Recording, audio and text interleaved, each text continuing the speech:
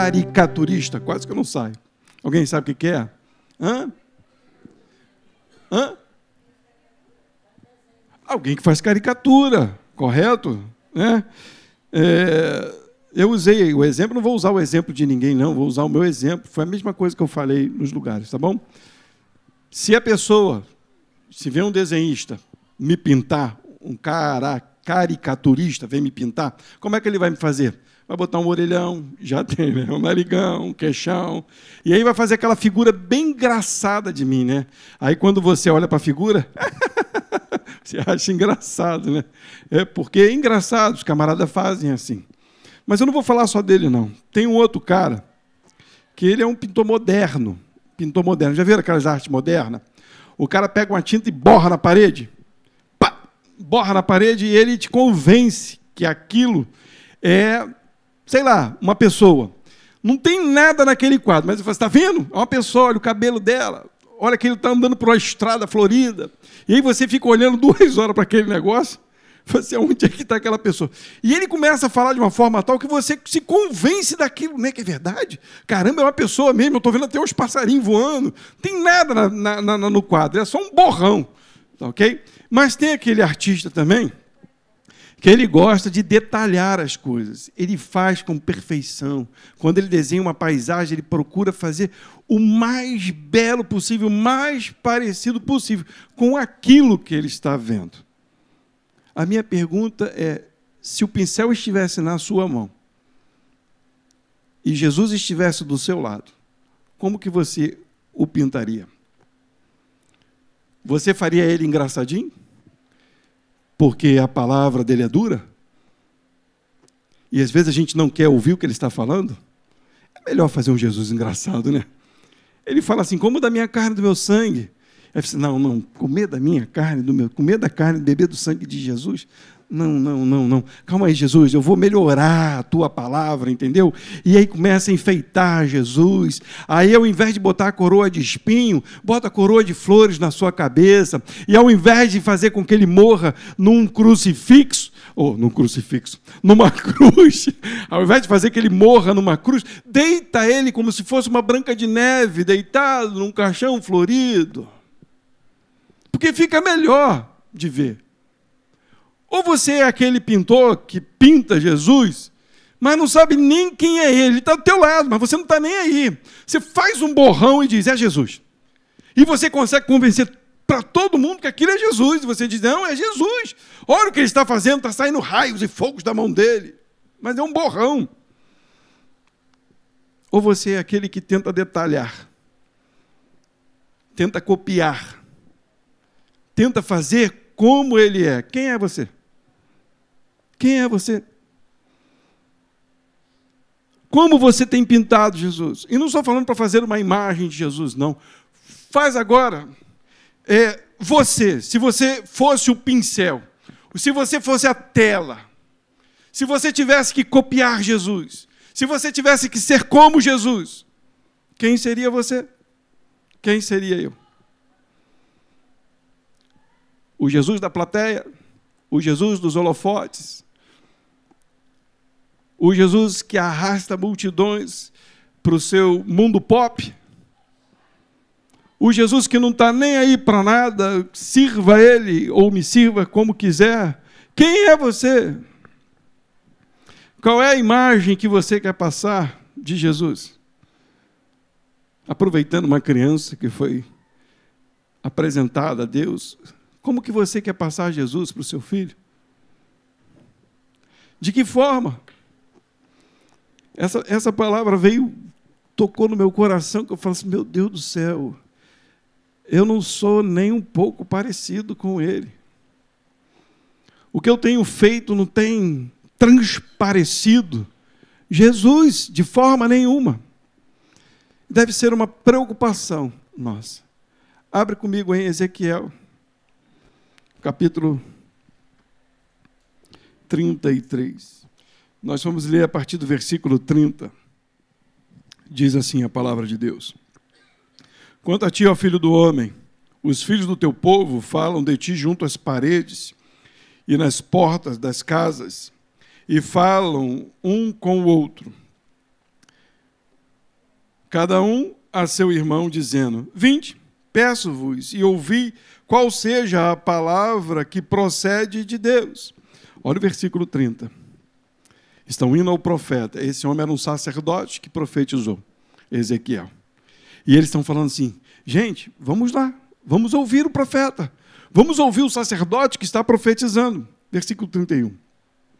Eles vêm a ti como um povo que costumava vir, né? Ia lá porque ele era o sacerdote, se assentavam, levavam suas ofertas, os seus sacrifícios, e se assentam diante de ti como um povo e ouvem as tuas palavras, mas não as põem por obra. Pois lisonjeiam com a sua boca, mas o seu coração segue a sua avareza. E eis que tu és para eles como uma canção de amores, de quem tem voz suave, e que bem tange, porque ouve as tuas palavras, mas não as põe por obra. Mas quando vier isto, eis que está para vir, então saberão que houve no meio deles um profeta. Difícil, né? Que palavra! Nesse tempo aqui, o povo já estava cativo na Babilônia. E lá, Deus começa a profetizar contra o povo. E o povo está ouvindo aquilo que é contra eles e estão achando muito legal. Como se nada estivesse acontecendo. Vocês lembram da palavra da Lully, na quinta-feira? Ela falou sobre Daniel, Belsazar, estava lá no banquete, né? Fazendo um banquete, aquela orgia toda, né? Lá na Babilônia, comendo e bebendo, enchendo a cara todo mundo, enchendo pote, todo mundo dançando, todo mundo animadão. Daqui a pouco vem uma mão e escreve na parede. E Belsazar procura os sábios e entendidos para ver o que estava escrito ali. E aí vem Daniel e diz para ele que ele seria julgado, pesado e julgado na balança, que o reino dele passaria e viria outro. E sabe o que ele fez? Voltou a comer e beber. E a se prostituir.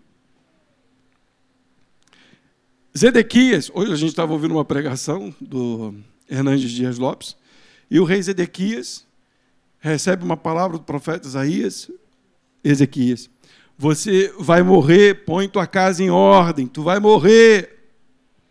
Aí o rei Ezequias diz: olha, Deus, peça a Deus para me curar. E Deus fala para ele: vou te curar. E aí ele é curado. E aí ele não põe a sua casa em ordem. Ele não está nem aí para a sua casa em ordem. O profeta vem falar com ele, diz que a geração dele seria horrível. Depois de Ezequias, vem Manassés, o pior rei que houve naquele tempo. O pior rei, assassino, promíscuo, homicida. O pior rei. Mas ele não estava nem aí, sabe por quê? Porque esse tempo de maldade não viria sobre a sua vida, mas viria sobre os seus filhos. É como se ele dissesse assim: que se dane a próxima geração. Quanto a mim está tudo bem. Ele não quis pôr a casa em ordem, ele não estava nem aí.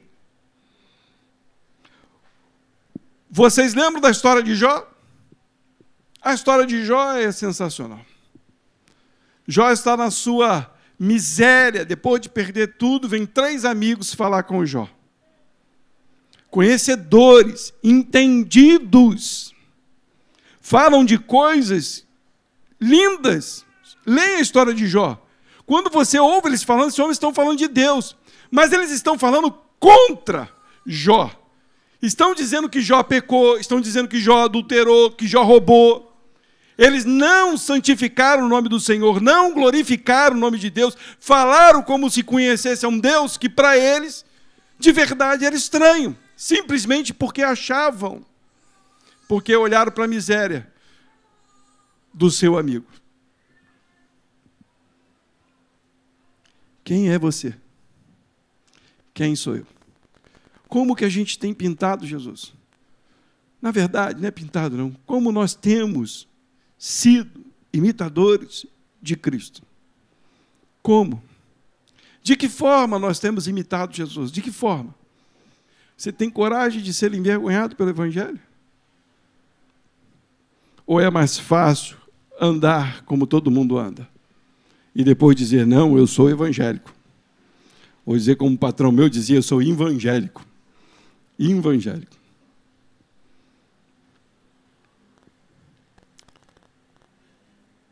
Abre comigo aí. Hebreus capítulo 1, apenas alguns versículos, do 1 ao 3.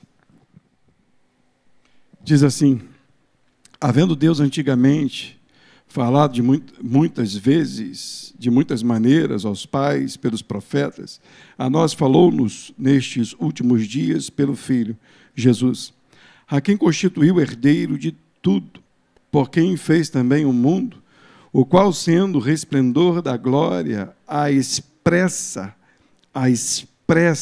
imagem de sua pessoa, e sustentando todas as coisas pela palavra do seu poder, havendo feito para si mesmo a purificação dos nossos pecados, assentou-se à destra da majestade nas alturas. Eu digo com toda clareza, é impossível imitar Jesus. É impossível um artista fazer legitimamente a figura do nosso Senhor Jesus. É impossível. É impossível. Ele é a imagem exata do Criador. Sabe o que é estranho? Que você vai ver os apóstolos falando assim, sede meus imitadores como eu sou de Cristo. Você vai ver os apóstolos dizendo assim, imitem a Cristo, façam como Cristo. Tenham a mente de Cristo. Você vai ver os apóstolos falando isso, e aí você vai pensar assim, como? A primeira resposta é, não faça o que você acha que é Jesus. Não faça. Não faça por achar que é, porque Ele é a imagem e semelhança de Deus. Ele é o próprio Deus. Ele é a expressa imagem do Criador. Ele é a palavra que sustenta todas as coisas. Então não faça. Não invente um Jesus. Não invente, não precisa. Nós já somos errados por natureza e por natureza é impossível imitá-lo. Quando se fala que Ele é a palavra que sustenta todas as coisas, você só está aqui vivo porque Ele está aqui. E você está vivo porque Ele determinou assim. Você errando ou não, todos os teus dias foram escritos e determinados quando nenhum dele havia. Você entendendo isso ou não, Ele está aqui e sustenta todos os teus dias até o final. Ele é Cristo, Ele é Senhor, Ele é Deus, Ele é o grande Emanuel, Ele é o príncipe da paz. É impossível que eu e você consigamos detalhá-lo nas nossas vidas. É impossível. Com as nossas atitudes. Então, o primeiro passo, o primeiro entendimento, não tente fazer de Jesus o que você acha que Ele é. É fácil. Eu acho que Jesus é assim. Se você acha, então não faça. Porque Ele não é porque você achou. Já viu como é que as pessoas hoje estão agindo? Né? Eu vou pintar o nome de Jesus no meu corpo, mas a pessoa diz, eu vou escrever aqui Jesus, Rei dos Reis, para honrar o nome dele. Você acha que porque você pichou o nome dele na tua carne, você está honrando o nome de Jesus? Você não entendeu quem Ele é. Ele não precisa disso. Se eu botar uma camisa dizendo Ele é Senhor e andar por aí fazendo um monte de besteira, só porque eu estou com a camisa, você acha que Ele está sendo honrado por causa disso? Você acha que se você botar dinheiro ali no caixa para pagar o aluguel da casa, você está honrando a Deus e você acha que por causa disso você é a imitação dEle? Não! Não! Nós estamos muito longe de parecer com Ele. Hoje em dia, então, nós, sinceramente, assim, nós somos a pior geração, a geração mais distante de parecer com Jesus. Nós temos um mal, é uma bênção, mas é um mal nas nossas mãos. Ontem nós estávamos num congresso de mulher, como sempre, congresso de mulher, e aí a Cristina estava lá vendendo as bolsinhas dela, as Bíblias, né? E aí todo mundo com um problema crônico. Problema de vista. Todos, dos mais novos ao mais velhos. Chegou uma senhora de 80 anos de idade. Aí a dona Neide falou assim, tem 80, 80 anos de idade. Não precisa de óculos nem para perto, nem para longe. Eu perguntei para ela, a senhora usa celular? Nunca usei. Está a resposta. Alguns têm problemas crônicos de vista desde cedo, mas outros estão sendo causados pelo uso excessivo desse aparelho. E quem não tem um celular hoje? E quantas informações a gente não tem hoje? E quantas informações hoje não nos afastam do Senhor Jesus, porque é mais fácil olhar para o celular do que pegar a sua palavra. Eu não estou falando nenhuma mentira, né? Ou só acontece comigo. Com todos nós. Você está lendo a Bíblia, o celular toca. O que você vai ver? O celular. Você tem uma missão, uma tarefa, trazer uma palavra. Você quer ler a Bíblia ou você já vai buscar mastigado no telefone? Eu vou no telefone, eu vou procurar logo. Nós somos assim, do telefone parece que faz parte, parece que nasceu com a gente, vem agarrado. Não estou mentindo, estou falando que nós somos a pior geração porque foi nos dado coisas para cada vez nos tirar mais da presença de Deus. Nós estamos cada vez mais longe da presença de Deus. Os homens do passado, esses homens que pregaram o Evangelho, que sofreram pelo Evangelho, eles não tiveram medo de nada do mundo para pregar o Evangelho. Nós estamos estudando aqui a carta de Timóteo, a segunda carta de Timóteo. Paulo estava preso, a caminho da morte. E Paulo está dizendo para Timóteo, não tenha medo, permaneça, desperta o dom que há em ti. Não tenha vergonha do testemunho do Senhor, nem de mim. Jesus morreu cruelmente e Paulo seria morto cruelmente. Esta é a imagem de Jesus. Esse é o testemunho. Nós nunca seremos parecidos com ele, mas nós devemos demonstrar verdadeiramente quem ele foi. Hoje, muitos de nossos irmãos estão sofrendo abusos terríveis, por não negarem o nome de Cristo. E nós, com toda facilidade, negamos, dizendo que somos cristãos. Tem uma coisa que nos faz sermos iguais a Jesus. E é isso que eu quero mostrar para os irmãos. Tem um jeito de sermos iguais a Jesus. E eu clamo a igreja, conclamo a igreja. Eu convoco a igreja a ter esse entendimento. Pelas nossas forças, nunca seremos iguais a Jesus. Pela nossa sujeição, humilhação, nós podemos parecer com Jesus. E ouvir a voz de um único ser, que é Deus, podemos nos parecer com Jesus.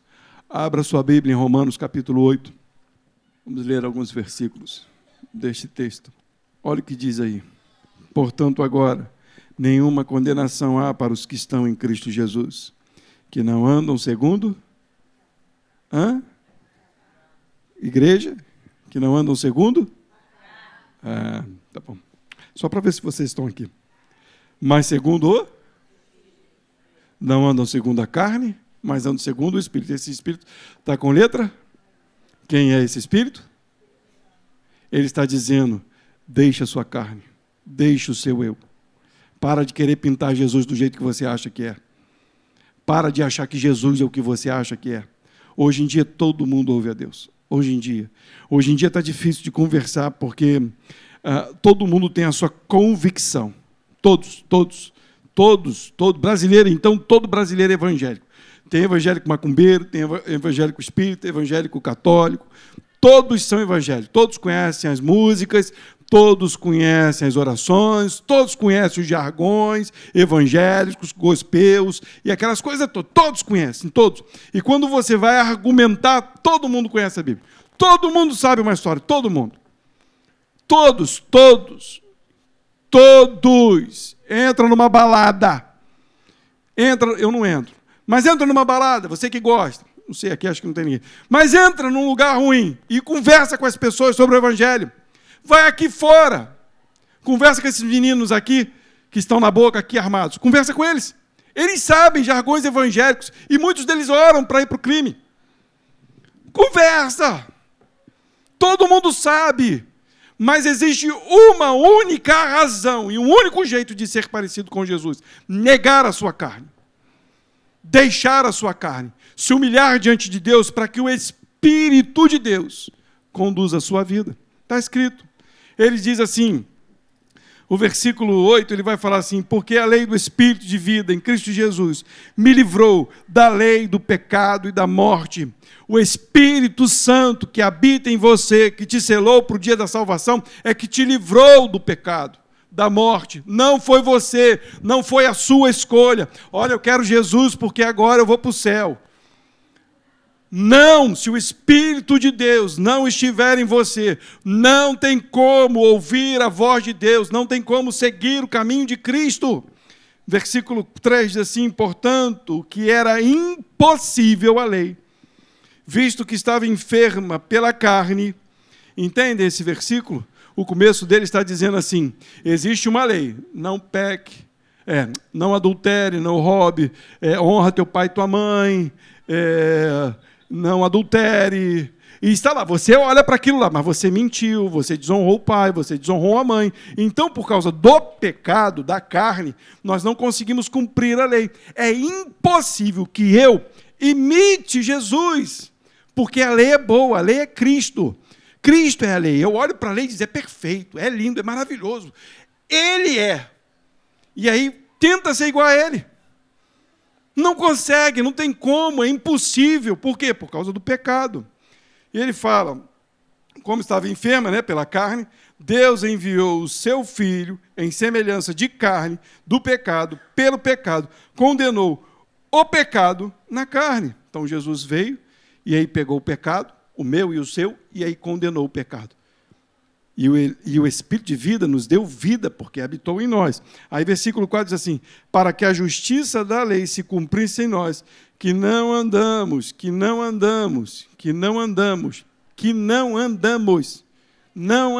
segundo a carne, mas andamos segundo o Espírito. Cristo veio te salvar, mas para que o Espírito dele agora faça manifestar quem ele é, não quem é você.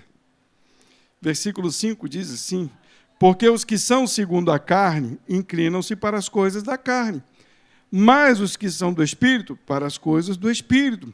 Porque a inclinação da carne é morte, mas a inclinação do Espírito é vida e paz. Porquanto a inclinação da carne é inimizade contra Deus, pois não é sujeita à lei de Deus, nem em verdade o pode ser. Entenda de uma vez por todas, é impossível que você possa ser parecido com Jesus se você não andar no Espírito, se não ouvir a voz do Espírito, se não pedir ao Espírito Santo que conduza a sua vida. É impossível você praticar boas obras, é impossível. Se a fé não foi depositada no seu coração, você um dia está em Cristo, no outro dia você não está.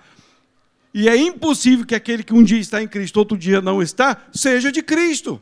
Porque ou você está, ou você não está. Ou simplesmente você acha que estava. Versículo 7.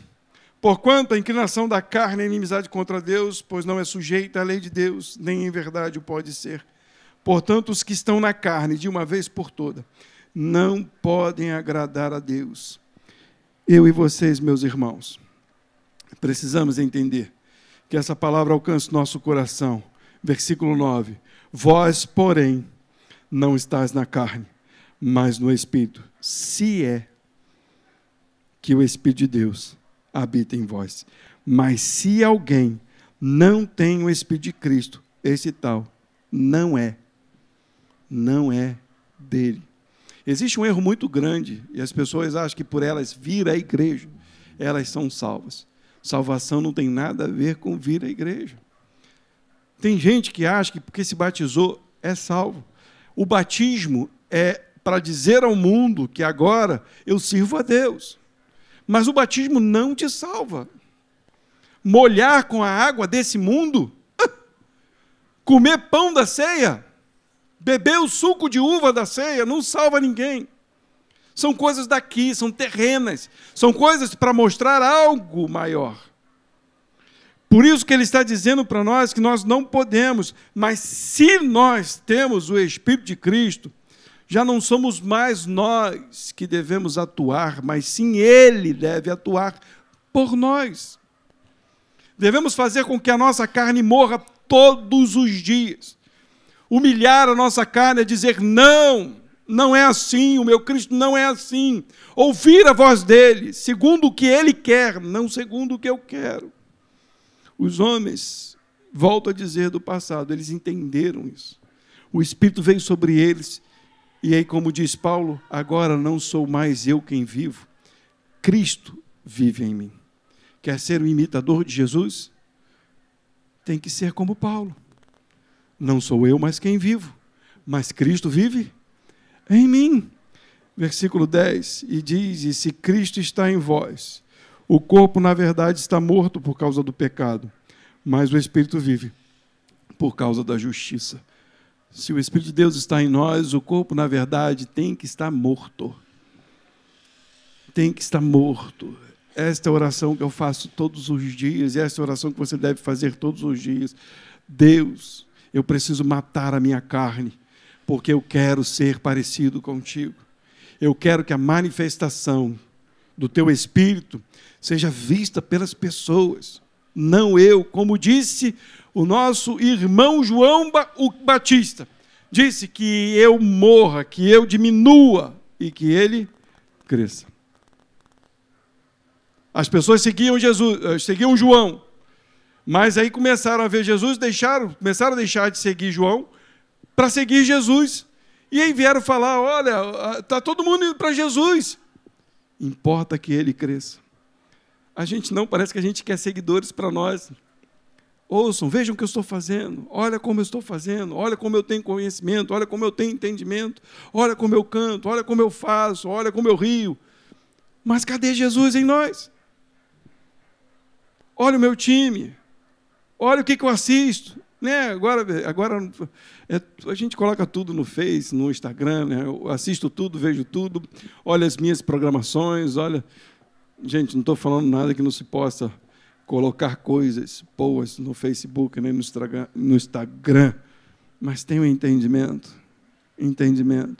Se você é um cristão, quem deve prevalecer em tudo que você faz é Cristo. É Cristo. Se você costura, Cristo deve prevalecer. Se vocês vendem alguma coisa, Cristo deve prevalecer. De vez em quando a gente assiste, junto com a Cristina, né? Assim, de livre e espontânea vontade, alguns cursos de costura, né? E eu, então, nem se fala, porque isso são 2, 3 horas da manhã, e está lá a mulher falando, né? Ensinando a costurar, e eu tentando dormir, mas tudo bem, esquece isso. Essa não é a parte mais importante. Tem uma mulher lá, que é muito engraçada ela, mas ela transmite isso. Ela fala de Jesus em cada ponto de nó que ela dá na costura. Creia somente, Jesus é Senhor, Deus não anda por esse caminho, vai. Ela exala, fala, da maneira dela, né? Mas a gente precisa entender isso antes de qualquer coisa que a gente vá, ou seja lá o que a gente for ser. Quem tem que manifestar na nossa vida é Cristo. Eu quero contar uma coisa para vocês que é muito importante. O homem, quando pecou, ele perdeu essa conexão. Ele era um com Deus, ele entendia Deus, ele ouvia Deus. Então, ele não precisava de informações nenhuma. A gente é egoísta, acha que a gente tem que saber de tudo. A gente não precisa saber de tudo. A gente precisa ter o essencial, que é Cristo. Quando o homem cismou de achar que era e podia ser igual a Deus, ele ganhou conhecimento de tudo, porque o próprio Deus disse que quando ele comesse daquela fruta, ele seria conhecedor do bem e do mal. O homem se tornou conhecedor de tudo, e por ele se tornar conhecedor de tudo, o que aconteceu? Ele se achou melhor do que Deus. Então ele se distanciou de Deus. Quanto mais informação sobre a minha e a sua vida, que a gente gosta de informações, parece que vai nos distanciando de Deus, a gente começa a se achar melhor do que os outros. Não estou dizendo que é errado estudar, entendo, já falei sobre isso, falei umas 500 vezes na quinta-feira. Estudem, mas que seja para a honra e glória de Deus. Ganhem conhecimento para a honra e glória de Deus, mas não sejam tolos. Vocês lembram quando Paulo estava lá em Atenas? O que os gregos faziam? Sabe o que os gregos faziam? Trocavam informações, trocavam entendimentos, um se achando mais sábio que o outro, falando, trocando figurinha. Cada um subia lá no Areópago para dizer, olha, o mundo foi criado, o mundo veio desse jeito, coisa e tal, o planeta tal, pai, eles estavam lá filosofando coisas humanas, cheios de conhecimento, mas completamente distantes de Deus. Quando o homem de Deus fala do Criador e Senhor e nada mais, Paulo não traz nenhuma informação humana, porque ele estava ligado pelo Espírito de Deus, para falar de Deus, para manifestar Cristo. Eles dizem, outra hora vamos ouvir esse tagarela, porque não agrada ao homem as palavras de Deus. Eu e você precisamos deixar as nossas manias para ouvir a voz do Espírito Santo, para fazer a vontade de Deus, porque se a gente não ouvir a voz do Espírito Santo, a gente não faz a vontade de Deus. Nós somos simplesmente pessoas cheias de informações, sem utilidade nenhuma para o reino de Deus.